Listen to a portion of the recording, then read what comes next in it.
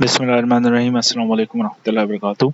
जी, आज इंशाल्लाह हम सेकंड पार्ट और दीगर दूसरे पार्ट्स भी इंशाल्लाह मैं अपलोड कर दूँगा। क्वेश्चन नंबर 6 से स्टार्ट करते हैं। क्वेश्चन नंबर 6 के बाद हमारे पास 24 क्वेश्चंस रह जाएंगे ऑफ दिस स्कैटर्ड प्रॉब्लम, तो इंशाल्लाह डील करेंगे और कोशिश करूँगा कल तक सारे कंप्लीट हो जाएँ। अच्छा, अब क्वेश्चन नंबर 6 में कह रहे हैं कि when the 5 pieces shown are fitted together, ठीक है? अगर ये जो पीसेस हैं ये पजल के पीसेस हैं, अगर ये फिट हों एक साथ तो कौन सा शेप बनेगा? देखें, अब इनको फिट करना जो है वो असल टास्क है, ठीक है? अगर फिट हम प्रॉपर कर पाएंगे तो हमें रिजल्ट मिल जाएगा। बहुत सारे स्टूडेंट्स ये भी कह रहे थे कि ये हमें जो यहाँ पर लास्ट पजल के अंदर जो माइनस का साइन है वो हमें सही समझ नहीं आया था। वो समझ रहे थे ये इज इक्वल टू है और उन्होंने फिर गलत कर दिया। अब देखें इसके अंदर आपने करना क्या है, अब सबसे लेफ्ट वाला जो पजल होगा पहले वो आइडेंटिफाई करें। देखें सबसे लेफ्ट वाला पजल है ये 2, और इसकी वजह क्या है, क्योंकि इसके यहाँ पर एक फ्लैट लाइन है और ये फ्लैट लाइन कभी भी किसी पजल में तब आती है जब वो कॉर्नर में होता है। तो जाहिर सी बात है ये फर्स्ट पर आएगा, यानी कि ये वो पजल है जो पहले प्लेस होगा। तो मैंने यहाँ पे 2 लिख लिया अपनी आसानी के लिए कि ये वो नंबर है जो पहले आने वाला है। फिर अब देखिए ये जो 2 के आखिर में एक लूप है, ये शो कर रहा है कि इसके आगे कोई ऐसा नंबर अटैच होगा जिसके पास लूप होगा। तो अब जाहिर सी बात है यहाँ पर एक तो हो सकता है कि 2 हो, ठीक है? लेकिन ये 2 आखिर में आने वाला है और ये कैसे पता चला, क्योंकि इसके आखिर में भी फ्लैट लाइन है। तो दो तो चीज़ें डिसाइड हो गई, ये फर्स्ट है और ये फिफ्थ है। तो अब रह कौन सा गया? रह गया हमारा जो सब्ट्रैक्शन वाला पजल है, और ये इस वजह से आएगा यहाँ पर कि क्यों क्यों हमारे पास और कोई ऑप्शन नहीं बचा, तो ये आएगा हमारे पास सेकंड नंबर पे, ठीक है? अब जब मैंने इस 2 के साथ माइनस करवा दिया, अब बचा देखें माइनस के अंदर ये लूप बना हुआ है। अब ये जो लूप है इसके साथ फिट होने वाला कोई और नेक्स्ट पजल होना चाहिए। तो फर्स्ट, सेकंड और फिफ्थ पजल तो डिसाइड हो चुके हैं, 3 और 4 करने बाकी हैं हमें। तो अब थर्ड कौन सा होगा? तो देखिए थर्ड में और फोर्थ में हमें ये चीज़ देखनी ज़रूरी है कि किस तरीके से इसको फिट करें। अच्छा, मैं ये कह रहा हूँ कि यहाँ पर 1 जो है वो थर्ड होना चाहिए। उसकी वजह क्या है? उसकी वजह ये है कि इसके पास एक लूप की ओपनिंग मौजूद है, जो कि ये लूप की ओपनिंग है, और उससे फ़ायदा क्या होगा? उससे फ़ायदा ये होगा 0 फिट हो सकेगा। अगर मैं 0 को यहाँ पर लगा देता हूँ 2 माइनस के बाद, तो उससे क्या होगा? उससे 1 फिट नहीं हो पाएगा और हमारा जो आंसर होगा वो गलत हो जाएगा। तो लाज़मी सी बात है 2 माइनस के बाद किसका पज़ल आने वाला है? 1 का पज़ल आने वाला है, तो ये हमारा थर्ड होगा। और लाज़मी सी बात है कि फिफ्थ अगर हम डिसाइड कर चुके हैं तो फोर्थ भी हमारे पास मौजूद है 0, ठीक है? तो वो 0 कहाँ प्लेस हो जाएगा? यहाँ प्लेस हो जाएगा। इन दी एंड हमने पहले डिसाइड कर लिया था कि 2 कौन सा होगा नंबर? लास्ट नंबर होगा। तो 2 माइनस 102 आंसर क्या आएगा आपका? -100 आ जाएगा। तो इसका आंसर हो जाएगा आपके पास ए। अच्छा, अब क्वेश्चन नंबर 5 तक तो हमने सॉल्व किए थे, तो हमारा आंसर आ रहा था ई, ठीक है? सॉरी, हमारा 5 का आंसर आ रहा था ए। सही, 6 का भी आंसर ए आ रहा है, और इसको नोट कर लेते हैं जल्दी से, ठीक है? तो ये आपका हो गया 5 ए और 6 भी आपका हो जाएगा ए। अब ये गलती से डेट फॉर्मेट पे हो चुका है, ठीक है? तो मैं इसको करेक्ट कर लूँगा जल्दी से। चलें, नेक्स्ट है question number 7। Student correctly added 2 digit numbers, ठीक है? एक स्टूडेंट ने करेक्टली 2 डिजिट नंबर ऐड किया है और उसके अंदर फिर मज़ीद हमसे ये पूछा है कि ADCB और CBAD अगर इनको प्लस करना है तो क्या आएगा? देखें, अब AB प्लस CD अगर हमने इन दोनों को प्लस किया है, दिस इज प्लस साइन, ठीक है? सम मीन्स के एडिशन हुआ है इसमें, और इसके बाद यहाँ पर प्लस, यहाँ पर भी प्लस ही है, ठीक है? तो मैंने कहा कि अगर for example AB plus CD करूँ, ठीक है? तो AB के अंदर आएंगे 10A, ठीक है? अगर मैं ये है 10th प्लेस पर, और इसी तरीके से जो उसके बराबर वाला डिजिट है वो है यूनिट प्लेस पे। अब यहाँ पर मैंने कहा कि 10A है और 1B है, ठीक है? क्योंकि डिजिट अगर मैं कहूँ, देखें 58 फॉर एग्जांपल, मैं एक नंबर ले लेता हूँ 58, ये बात समझाने के लिए। अब देखें इसमें जो 5 नंबर है ये 10th प्लेस पे है, इसका मतलब है ये नंबर अगर मैं प्लस करके लिखूं तो कैसे लिखूंगा, 5 टाइम्स 10, ठीक है, 5 को 10 से मल्टीप्लाई करवा दिया और प्लस में 8 कर दिया, ठीक है। तो मैंने इस तरीके से इसको लिख दिया 5 मल्टीप्लाई बाय 10 प्लस है, यानी कि 10 टाइम्स क्या होगा, 10th डिजिट वाला नंबर मल्टीप्लाई होगा प्लस यूनिट टाइम्स वाले नंबर से 1 टाइम प्लस होगा, ठीक है। तो 10a प्लस बी, इसी तरीके से इस 10a प्लस बी जो ए बी नंबर है उसमें सी डी प्लस हो रहा है, तो अब सी कितने होंगे यहाँ पे, सी 10 होंगे, 10c हो जाएगा और डी 1 होगा। तो इन सभी नंबर्स को प्लस करने से देखें क्या आ रहा है, इन सभी नंबर्स को प्लस करने से 137 आ रहा है। अब दूसरी बात यहाँ पर ये कही है कि अगर सेकंड नंबर की बात की जाए, A D C B plus C B A D अगर किया जाए तो क्या होगा, तो लेट्स सी उसको हम किस तरीके से लिखेंगे। देखें ए डी सी बी का मतलब क्या है, ए डी सी बी का मतलब ये है कि अगर इसके अंदर, अच्छा अब देखें यहाँ पर भी टेंस और यूनिट पे वही दो नंबर्स हैं, टेंस पे कौन सा है, टेंस पे सी और ए है, ठीक है, और बी और डी कहाँ है, यूनिट पे। इसी तरीके से 100 पे अगर देखें तो 100 पर डी और बी हैं, और 1000 पे कौन से हैं, ए और सी हैं। मैंने फॉर एग्जांपल इसको कहा कि बी और डी तो वही रहे, ठीक है, मैंने बी और डी यहाँ पर लिख दिया, बी प्लस डी, ठीक है, और सी और ए जो है वो 10 टाइम्स है, ठीक है। तो मैंने कहा 10c प्लस 10a। अच्छा ये सिर्फ क्या है, अगर मुझे इन दोनों को प्लस करना है। अब देखें ये अगर मुझे सिर्फ इस नंबर को प्लस करना है तो मेरा सम कितना आने वाला है, ये आने वाला है। और अगर हम गौर से देखें तो यही नंबर्स कहाँ मौजूद है, 137 में भी मौजूद है। तो लाजमी सी बात है इसका सम भी किसके बराबर आएगा, 137 के बराबर आएगा। तो देखें आधा तो ये सॉल्व हो चुका है कि 137 नंबर हमें पता चल गया। अब आधे का मतलब ये है कि ए डी और सी बी को सॉल्व करना है, जो बचा हुआ हाफ है इसका। अगर ए डी और सी बी को ऐड करूं, ए कितने हो गए, देखें ए हो गए यहाँ पर 1000 ए है, तो 1000 से क्या मल्टीप्लाई हो जाएगा, ए मल्टीप्लाई हो जाएगा। इसी तरीके से 1000 से मैंने ए मल्टीप्लाई किया है और बी जो है वो कितना है, बी 100 है, तो प्लस 100 बी लिखा है। सिमिलरली इसको अगर हम नीचे वाले नंबर को देखें तो उसके अंदर है सी, अच्छा ये 100 बी नहीं है, डी है, ठीक है, इसको मैं सही कर देता हूँ, 100 डी हो गया ये, ठीक है। सिमिलरली अगर मैं देखूं सी और बी, तो मैंने कहा ये 1000 सी हो गए यहाँ पे,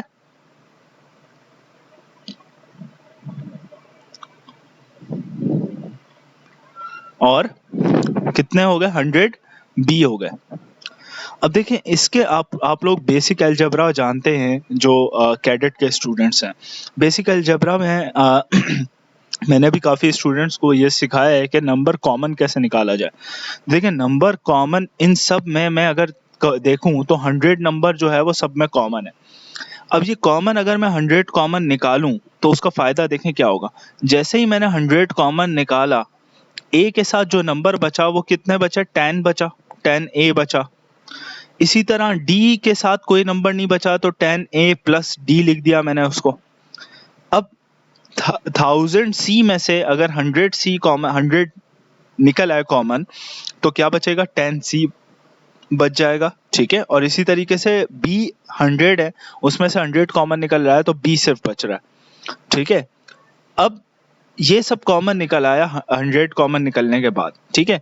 अब अगर गौर से देखें 10a plus D plus 10c plus B, इन सब का सम किसके बराबर है, इन सभी का सम जो है वो बराबर है 137 के, जो हमने पहले लिखा हुआ है, ठीक है। तो मैं ये कहूँगा कि अगर मैं इसकी जगह 137 लिख दूं तो ये बिल्कुल सही होगा। तो 137, और अगर 137 क्योंकि ब्रैकेट में 137 लिखूंगा और 100 से मल्टीप्लाई कराऊंगा तो 137 100 बन जाएगा, और जो बाकी 137 था उसको इसमें प्लस कर दूंगा।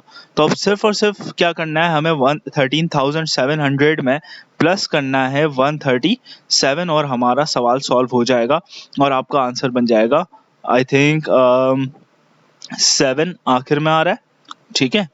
इसी तरीके से यहाँ 3 आ रहा है, 7 + 1 8 आ रहा है, और 1387। तो ये आ गया आपके पास answer 1387, that is part B हो गया। तो पार्ट बी अब हमारा क्वेश्चन नंबर 7 का आंसर है। क्वेश्चन नंबर 8 पे चलते हैं, ठीक है। जल्दी से इसको मैं इरेज कर देता हूँ। Question number 8. Question number 8 says Byron is 5 centimeter taller than Aaron, ठीक है, but 10 centimeter शॉर्टर। अब इसके लिए मुझे एक बड़ी स्पेस चाहिए होगी लिखने की, क्योंकि इसके अंदर हमें डेटा को एज इट इज कॉपी करना होगा। अच्छा, ऑब्वियसली कैंगरू में हमें ABCD लिखने की आसानी होती है, तो वो हम कर सकते हैं। मैंने कहा Byron is 5 centimetre taller than Aaron, तो मैं इसको इक्वेशन की फॉर्म में इस तरीके से लिख सकता हूँ कि बी को अगर बी जो है वो 5 सेंटीमीटर टॉलर है एरन से, और अगर बी को ए के बराबर करूं तो क्या होगा, बी को ए के बराबर इस तरीके से करूंगा कि अगर ए में, अच्छा अब देखें इसकी मिसाल कैसे है कि अगर फॉर एग्जांपल एरन 10 सेंटीमीटर है उसकी हाइट, और बी की जो है वो हाइट है वो 15 सेंटीमीटर, लेट्स सपोज।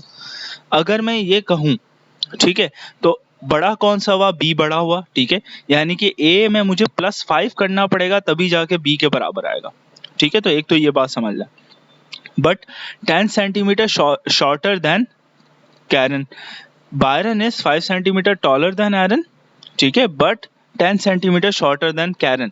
अब यहाँ किसकी बात हो रही है, एरन की बात नहीं हो रही, ये बात हो रही है कैरन की, बायरन की, ठीक है। तो मैं कहूँगा जो बायरन है वो 10 सेंटीमीटर शॉर्टर है किससे, कैरन से।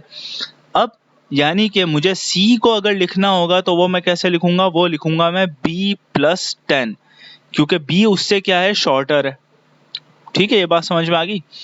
Next, Darren is 10 centimetre taller than Karen, सही है।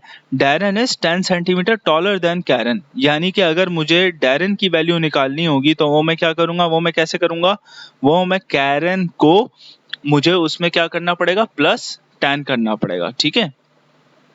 अच्छा नेक्स्ट चीज, बट 5 सेंटीमीटर शॉर्टर देन एरन, यहाँ बात हो रही है डैरन की, और वो 5 सेंटीमीटर शॉर्टर है किससे, यानी कि मुझे डी में +5 करना पड़ेगा तब जाके मेरा ई बन जाएगा। अब सारी इक्वेशन को हमने फाइंड कर लिया, अब सिर्फ और सिर्फ हमें नेक्स्ट स्टेटमेंट पढ़ना है कि इसमें चाहिए क्या। Which of the following statement is true, Aaron and Aaron have equal heights, ये तो बिल्कुल भी सही नहीं है। अगर ये सही होता है तो हम इसको बैलेंस करके एक तरीके से देख सकते हैं। देखें यहाँ पर d की वैल्यू है, इसकी जगह हम e-5 लिख सकते हैं, क्योंकि +5 को अगर उधर भेजेंगे तो क्या बन जाएगा, -5 बन जाएगा, ठीक है। तो मैंने d की जगह फॉर एग्जांपल e-5 लिख दिया, सही है। अच्छा, e-5 बराबर है c + 10 के। अभी हम देख रहे हैं कि क्या जो a ऑप्शन है वो सही है या नहीं है। इधर हमने लिख दिया c + 10, तो e बराबर हो जाएगा c + 15 के, ठीक है। जब उधर 5 चला जाएगा तो c + 15 हो जाएगा।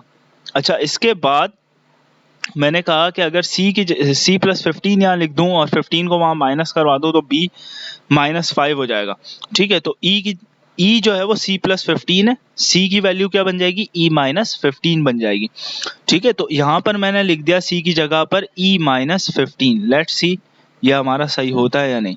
तो मैंने लिख दिया यहाँ e-15, ठीक है।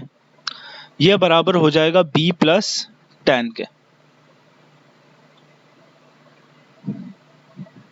और अगर -15 वहां जाएगा तो +15 बन जाएगा, तो e बराबर होगा b + 25 के, ठीक है। और b बराबर हो जाएगा e-25 के। तो अगर b की जगह में e-25 लिखूं तब भी मेरा जवाब सही नहीं होगा। तो यहाँ आकर हमें डिसाइड हो गया कि ए तो ऑप्शन बिल्कुल भी सही नहीं है, बी पे चलते हैं। B says Aaron is 10 centimetre taller than Aaron, ठीक है।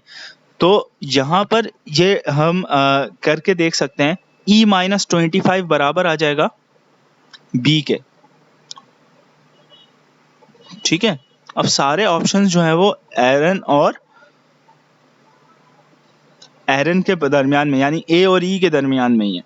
ई माइनस 25 बी के बराबर है, तो अब मैं इस इक्वेशन में ई माइनस 25 लिख रहा हूं बी की जगह पर। उससे क्या हो जाएगा, ए और ई की टर्म्स में हमारी इक्वेशन आ जाएगी।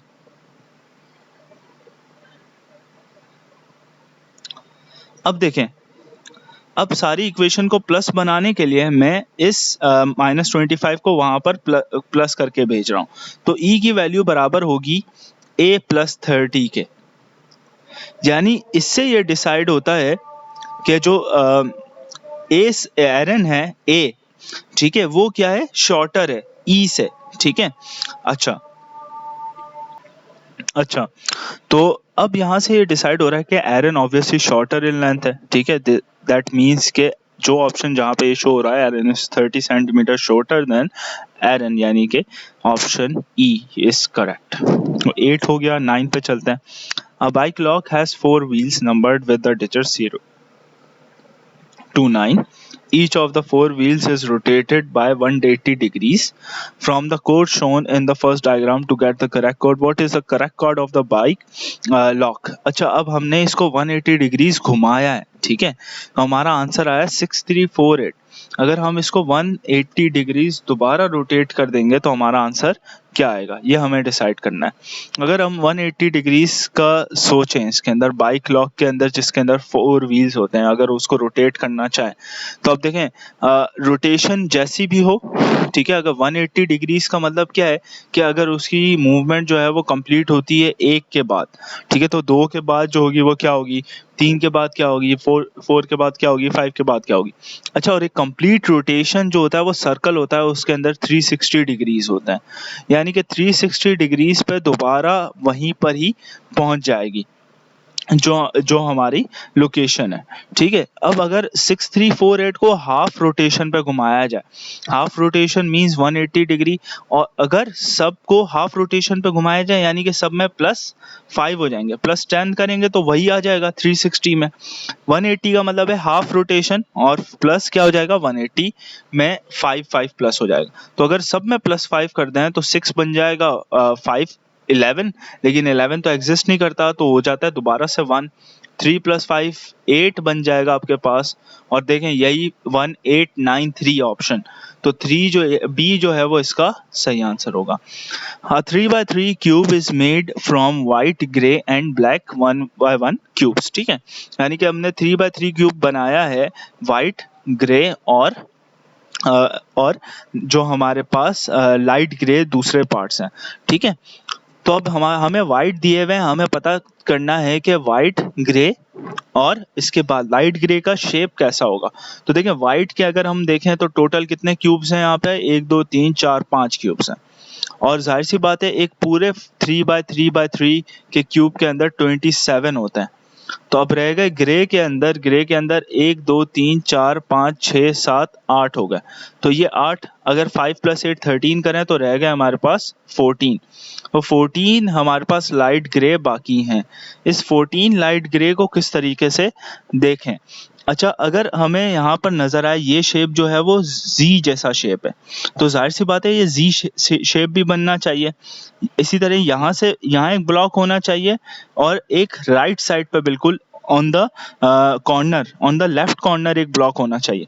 यहाँ तो ये शो हो रहा है कि हाँ लेफ्ट कॉर्नर पे ब्लॉक है, इधर भी लेफ्ट कॉर्नर पे ब्लॉक है, यहाँ लेफ्ट कॉर्नर पे ब्लॉक नहीं है, ये ऑप्शन हमारा गलत हो जाएगा फौरन से।